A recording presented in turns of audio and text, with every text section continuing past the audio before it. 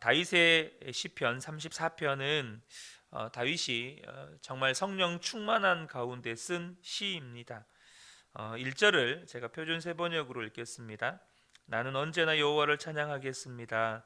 내 입술에는 주님을 찬양하는 소리가 끊이지 않을 것입니다. 이렇게 다윗이 고백합니다. 내 입술에는 주님을 찬양하는 소리가 끊이지 않을 것입니다. 그 이유가 무엇일까요? 4절을 보면 다윗이 기도 응답을 경험했음을 알 수 있습니다. 내가 주님을 간절히 찾았더니 주님께서 나에게 응답하시고 내 모든 두려움에서 나를 건져내셨도다. 아마 기도 응답의 경험이 있는 분들은 이 감격, 기쁨을 아실 것입니다. 기도 응답 자체가 기쁨이기도 하지만 하나님이 살아계신다는 것, 하나님이 지금 내 처지를 돌아보고 계시다는 것, 하나님이 나를 사랑하신다는 것, 이런 것들이 우리를 기쁘게 하고 또 그러한 경험을 했을 때 누군가와 복음을 나누고 싶어 하죠. 8절을 보면 너희는 주님의 신실하심을 깨달아라. 주님을 피난처로 삼는 사람은 큰 복을 받는다. 특별히 우리 자녀들 또 미래 세대들을 보면 그런 마음이 일어나죠. 11절에 보면 젊은이들아 와서 내 말을 들어라. 주님을 경외하는 길을 너희에게 가르쳐 주겠다. 여러분, 하나님을 정말로 경험하게 되면 여러분 전도자가 됩니다. 예수님을 안 믿는 이들을 보면 안타깝고 그들에게 정말로 이 복음을 또 이 은혜를 나누고 싶죠. 그리고 확신을 가지게 됩니다. 19절에 보면 의로운 사람에게는 고난이 많지만 주님께서는 그 모든 고난에서 그를 건져주신다. 주님은 반드시 우리가 고난 쪽에 있다 할지라도 건져주시는 하나님이다. 이러한 확신을 갖게 되는 것입니다. 이 본문의 내용을 하나씩 읽고 있다 보면 다윗이 정말 성령 충만, 은혜 충만해 있다는 것을 알게 되죠. 하지만 어떤 분들은 이러한 다윗의 고백이 거부감이 드는 분들도 있을지 모르겠습니다. 아무리 의롭게 살아도 고난 당하고 또 오히려 악인들이 예수 안 믿는 사람들이 잘 되는 일이 얼마나 많습니까? 하나님이 내 기도에는 별로 응답을 안 해주신 것 같은데 여러분, 근데 다윗이 그것을 모를까요? 우리가 앞서도 나누었지만 다윗의 기도에 응답하시지 않으심 때문에 다윗이 그렇게 하나님 앞에 애타하고 애끌어하고 무엇보다도 오늘 19절 상반절에 보면 의로운 사람에게는 고난이 많지만 이라는 이 다윗의 기록 속에서 다윗도 의인이 고난받고 오히려 악인이 여러분 승승장구하고 악인들이 잘 되는 상황들을 수없이 경험합니다. 오늘 다윗이 이 본문을 쓴 것은 어떤 사건 때문인데요. 그것은 사무엘상 21장과 22장에 보면 바로 다윗이 이제 골리앗을 이기고 골리앗을 거꾸로 때리고 이스라엘의 영웅이 되죠. 하지만 그 일 때문에 사울의 시기와 질투를 받게 되어 다윗을 죽이려고 사울 왕이 쫓아다니게 됩니다. 이제 이스라엘 내에서는 더 이상 도망칠 데가 없습니다. 궁지에 몰린 거죠. 어디를 가도 다윗을 도와주는 사람이 없습니다. 다윗을 도와줬다간 왕에게 죽는 겁니다. 몰살을 당하는 겁니다. 그러니까 다윗이 도망칠 데도 없고 그래서 선택한 것이 뭐냐면 다윗의 이스라엘의 적대 국가인 블레셋으로 망명하는 것이었습니다. 그런데 문제는 이 블레셋의 지도자들이 다윗을 알아본 겁니다. 그리고 이 다윗을 블레셋의 왕 아기스에게 끌고 갑니다. 그때 다윗의 심정이 어떠했겠습니까? 사울 왕이 지금 죽이려고 하는 것 때문에 그것을 피해서 어쩔 수 없이 이방 국가이고 적대국인 이 블레셋으로 망명해 왔는데 여기서 블레셋 사람의 손에서 죽게 된 것입니다. 이 죽을 위기에 처한 것입니다.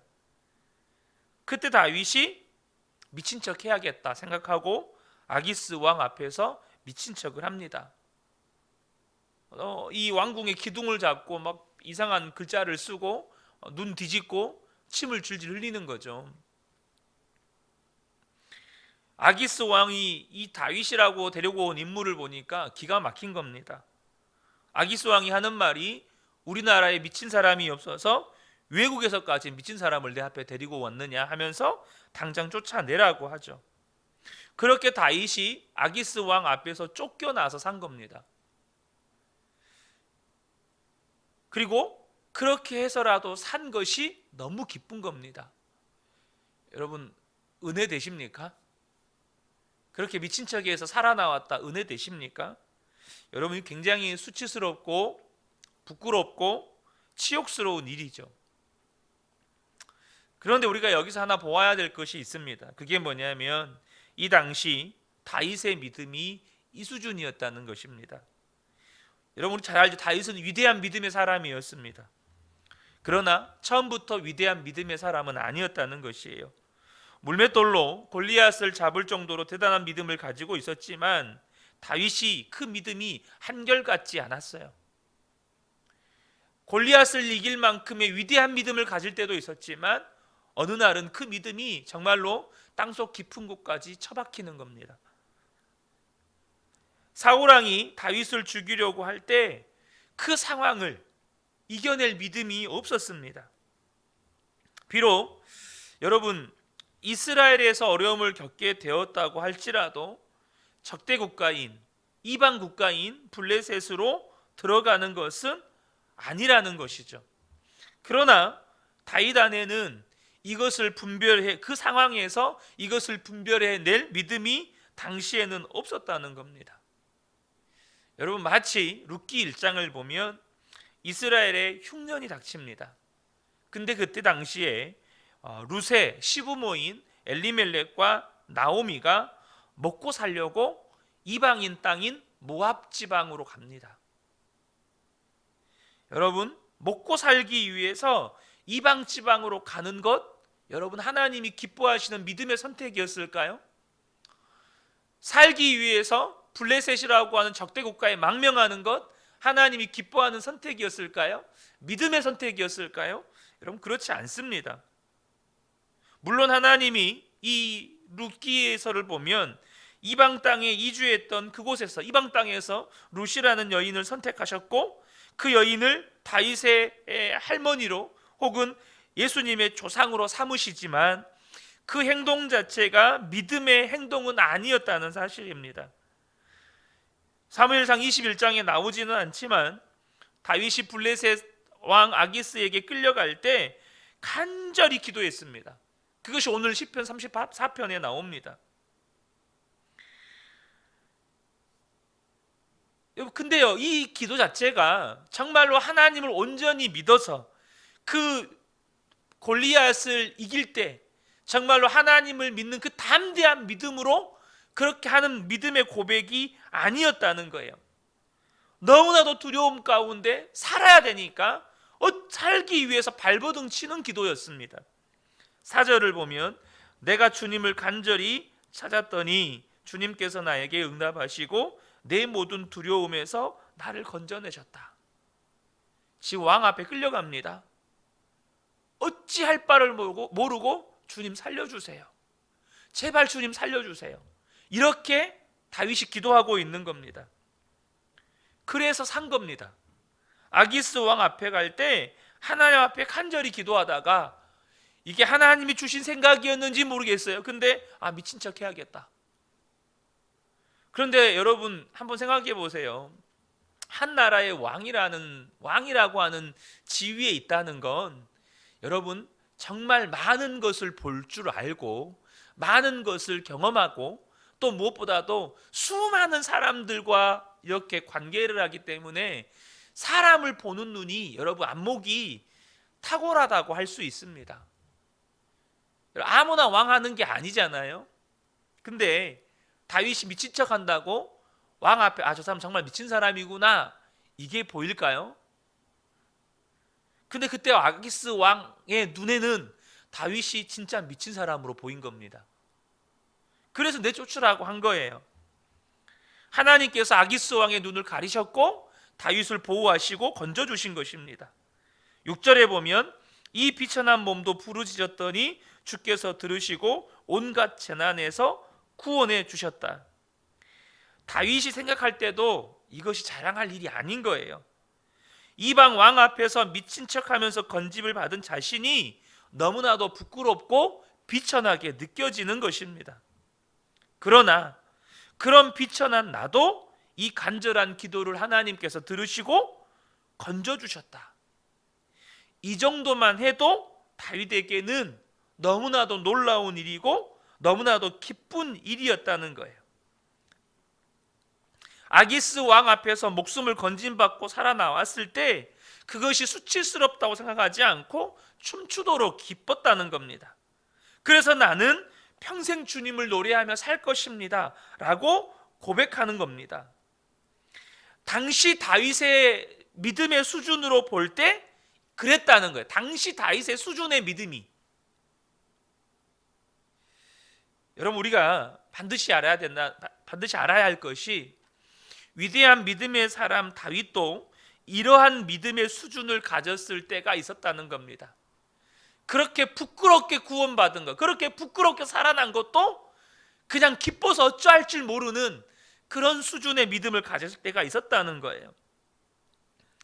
여러분, 많은 성도들 중에요, 세상에서 먹고 살려고 하니까 미친 척하면서 세상 사람들에게 분위기 맞춰가고 믿지 않는 직장 상사에게 그냥 아부해가면서 그렇게 분위기 맞춰가며 살아가다가 주일 예배할 때 마음에 갈등하는 성도들 참 많습니다.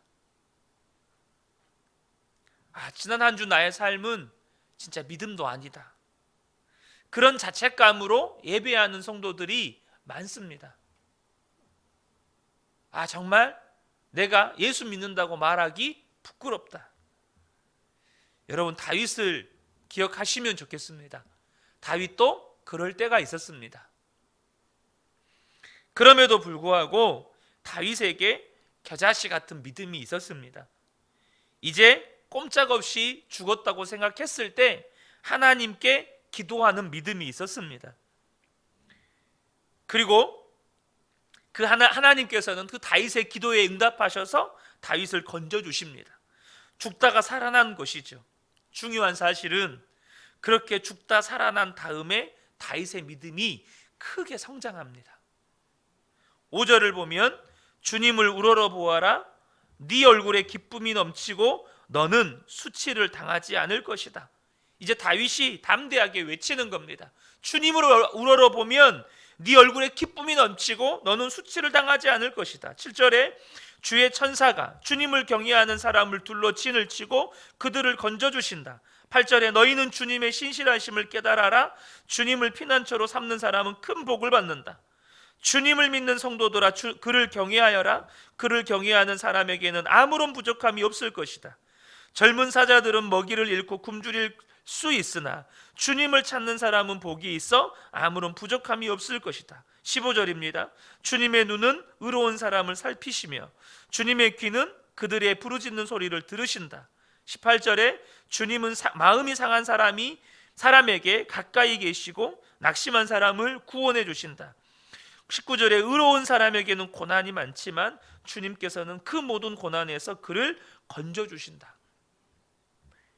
여러분, 다윗이 그 어려운 상황을 지나고 난 다음에 비로소 하나님 믿으면 하나님을 어디서나 하나님을 찾고 부르짖을 때 들으시고 응답하시는 하나님이시다, 이것이 깨달아지고 이것이 믿어지고 이제는 이것을 담대하게 선포하고 외치고 싶은 겁니다. 여러분, 믿음이라고 하는 건 이러한 위기의 순간을 지나가면서 자라나는 겁니다. 처음부터 위대한 믿음의 사람은 없습니다. 이러한 위기 상황, 어려운 상황을 지나가면서 믿음이 자라는 거예요. 여러분의 과거를 한번 돌아보시면 좋겠습니다.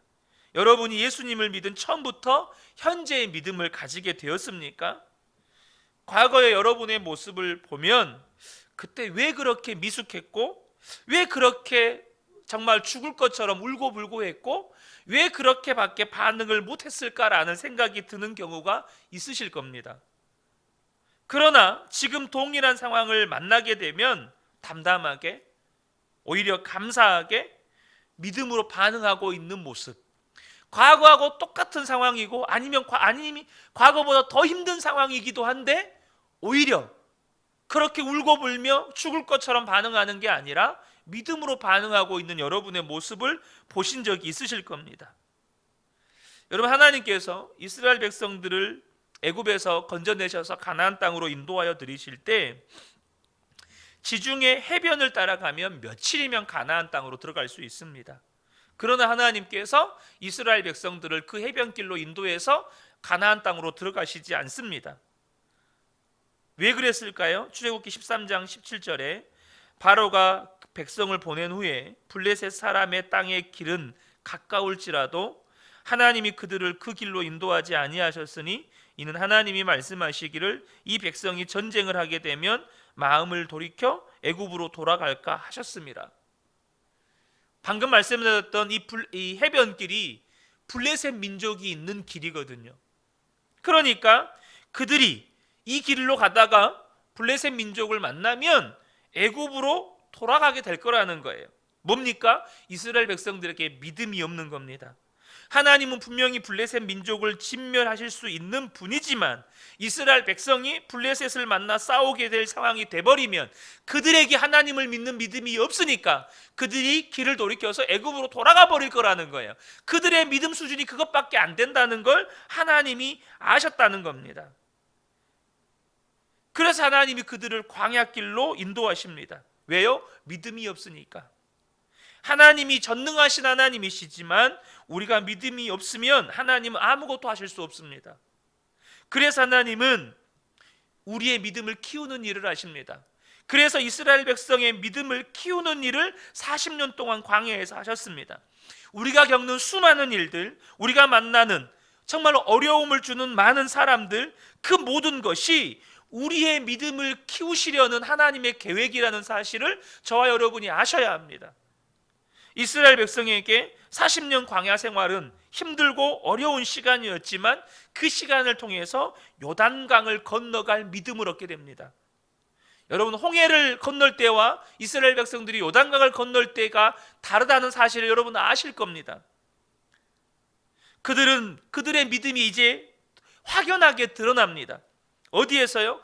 요단강을 믿음으로 한 발자국 한 발자국 내딛는 것도 대단한 믿음이지만 요단강을 건넌 후에 이제 가나안 땅에 들어왔습니다. 앞에는 가나안 땅의 족속들이 있고 뒤에는 요단강으로 막혀 있습니다. 막다른 골목입니다. 그런데 하나님께서 여호수아 5장에서 이스라엘 백성들에게 할례를 행하라고 여호수아에게 명령하십니다. 여러분, 당시에 할례를 행하면 야곱의 두 아들들이 한 족속을 멸망시켜 버릴 정도로 남자는 아무것도 할 수 없었습니다. 여호수아 5장 2절과 3절입니다. 그때 여호와께서 여호수아에게 이르시되 너는 부싯돌로 칼을 만들어 이스라엘 자손들에게 다시 할례를 행하라 하시매 여호수아가 부싯돌로 칼을 만들어 할례산에서 이스라엘 자손들에게 할례를 행하니라. 그때요, 많이도 아니에요. 그냥 소수민족이 쳐들어오면 이스라엘 백성들 다 죽는 겁니다. 남자들 다 들어 누워 있어요. 그런데 40년 광야 생활을 지나니까 그들은 그 적들을 앞에 두고 도망갈 곳도 없는 그곳에서 할례를 행하는 믿음이 생긴 겁니다. 하나님이 다윗을 보실 때 믿음이 너무 작았습니다. 그러나 하나님은 다윗을 버리지 않으시고 그 모든 과정들을 통해서 다윗의 믿음을 일으키신 겁니다. 다윗은 죽을 것 같은 고비를 지나면서 믿음이 자라갔습니다. 그것이 하나님의 계획입니다. 사랑하는 성도 여러분, 우리가 알아야 될 것이 다윗은 이 시편의 기록들을 책을 보면서 쓴 것이 아닙니다. 실제 삶을 통해서 경험하고 쓴 책입니다. 책으로 공부해서 하나님을 믿는 믿음을 쓴 게 아니라 그 삶에서 하나님을 체험하고 생겨난 그 믿음의 고백들을 그곳에 기록한 것입니다. 여러분, 우리도 똑같습니다. 우리가 하나님을 어떻게 체험했느냐에 따라서 믿음이 달라집니다. 여러분, 교회 안에 많은 성도들이 다 하나님 믿어요. 근데 하나님을 믿는다는 그 성도들마다 하나님을 믿는 정도가 다르고 심지어 믿는 색깔이 다릅니다. 우리가 하나님을 제대로 체험하려면 하나님의 말씀대로 살아봐야 합니다. 하나님의 말씀대로 순종해 봐야 하나님이 어떤 하나님인지 알게 되는 것입니다. 그래서 다윗이 12절부터 14절까지 이런 말을 합니다. 인생을 즐겁게 지내고자 하는 사람, 그 사람은 누구냐? 좋은 일을 보면서 오래 살고 싶은 사람, 그 사람은 또 누구냐? 내 혀로 악한 말을 하지 말며 내 입술로 거짓말을 하지 말아라. 악한 일은 피하고 선한 일만 하여라. 평화를 찾기까지 힘을 다하여라. 이것을 한마디로 말하면 뭡니까? 하나님의 말씀에 순종하며 살아라. 이 말을 하는 겁니다. 여러분, 우리 믿음 이대로 괜찮습니까? 우리의 믿음이 자라야 합니다. 말씀대로 살아서 하나님을 체험하게 될 때 믿음은 자랍니다. 우리가 우리 자녀들을 볼 때 왜 저렇게 생각이 짧을까? 왜 저렇게 앞을 보지 못할까? 왜 저렇게 하나만 생각하고 둘은 생각하지 못할까? 이런 생각이 들 때가 참 많습니다. 여러분, 인생을 조금 더 살아본 부모의 눈에 볼 때 자녀들의 모습에서 그게 보입니다. 그러면요, 우리를 창조하신 하나님이 우리를 볼 때는 어떨까요? 우리가 얼마나 믿음이 없는지, 지금 눈앞에 보이는 문제 때문에 얼마나 아둥바둥거리고 있는지 그 모습을 보시면서 하나님은 얼마나 안타까워 하시겠느냐는 겁니다. 우리가 하나님 앞에 가는 날, 오늘 다윗의 시편이 진리임을 알게 될 것입니다. 그런데요, 하나님 앞에 서는 그날에 그것이 진리임을 알면 무슨 소용이 있느냐는 거예요. 하나님 앞에 서는 날에, 그날의 믿음의 눈이 열려서 다윗의 시편 34편이 진리구나, 하나님은 그런 하나님이시구나, 그때 알면 무슨 소용이냐는 겁니다. 오늘 나의 믿음이 자라고 오늘 나의 믿음이 성장해야 한다는 겁니다. 지금 깨닫고 지금 경험하는 것이 중요하다는 거예요. 지금 나와 함께 계시는 예수님 바라보고 그 주님께 기도할 때 주의 성령이 우리의 눈을 열어주십니다. 여러분, 나중에 하나님 앞에 서는 날 보게 될 것을 우리가 오늘 봐야 한다는 겁니다. 나중에 하나님 앞에 서는 날 누구나 다 깨닫게 될 그것을 우리가 지금 깨닫고 지금 보고 지금 주님과 동행하며 살아야 된다는 겁니다. 그렇게 하나님 앞에 서게 될 날 보게 될 것을 지금 주님께서 보게 해주실 때 우리가 믿음의 길을 가게 되는 거예요.